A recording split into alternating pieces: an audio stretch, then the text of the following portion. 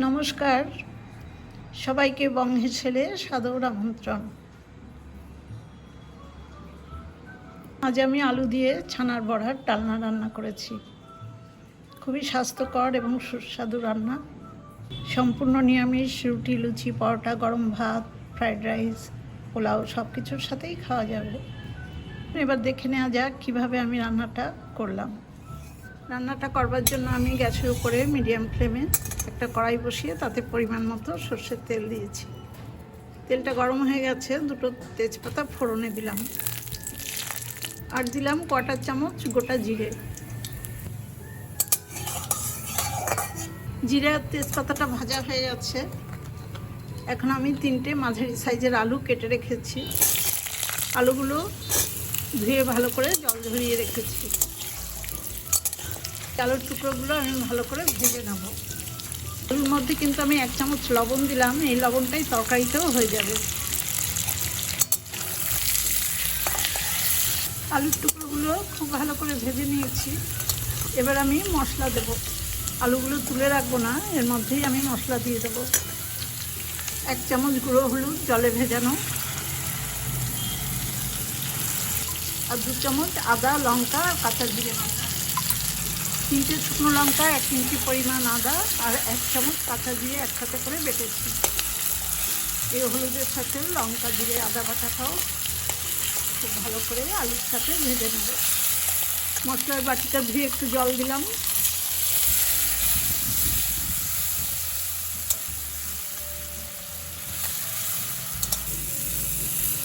মশলাটা কষানো হয়ে গেছে।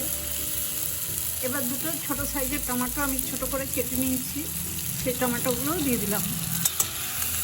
মশলার সাথে, আলুর সাথে, টমেটোর সাথে আবার কিছুক্ষণ আমি কষিয়ে নেব। টমেটো দেওয়ার পর আরও 3-4 মিনিট আমি কষিয়ে নিয়েছি।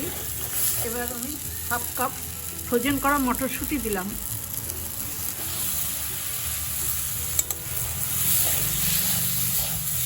মটরশুঁটিগুলোও কষিয়ে নিয়েছি। এবার পাশে বার্নারে গরম জল আছে, সেই গরম জলটা দেব।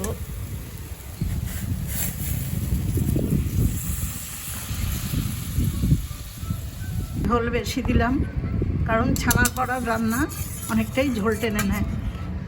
এখন আলুগুলো সেদ্ধ হতে দেব। মিডিয়াম ফ্লেমে প্রায় 6-7 মিনিট ধরে আমি আলুগুলো ভালো সেদ্ধ করে নিয়েছি। এবার ছানার বড়া দেবো। এগুলো দেখুন, আমাদের এখানে মিষ্টির দোকানে কিনতে পাওয়া যায়। 200 গ্রাম বড়া আছে, এই বড়াগুলো এর মধ্যে দিয়ে দিলাম।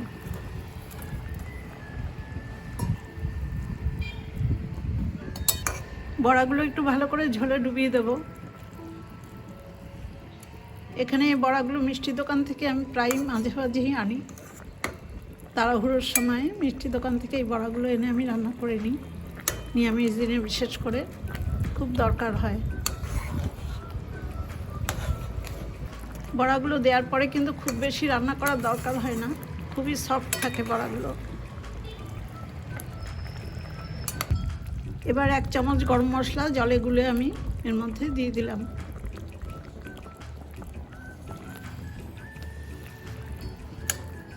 রান্নাটাতে কিন্তু আমি কোনো চিনি বা গুড় দিলাম না, মিষ্টি ছাড়াই রান্নাটা করলাম। সব কিছু খুব ভালো করে মিশিয়ে দিয়েছি। সবশেষে দিলাম 1/2 টেবিল চামচ ঘি।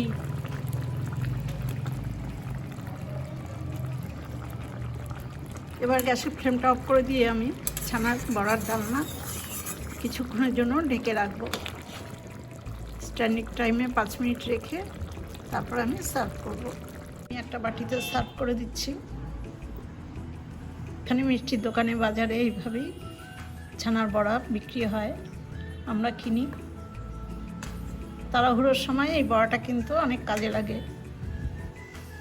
আমার এই ডালনা রান্নার রেসিপিটা দেখে আপনাদের যদি ভালো লাগে, তাহলে আমার ছোট্ট চ্যানেলটাকে সাবস্ক্রাইব করে আমার পাশে থাকবেন।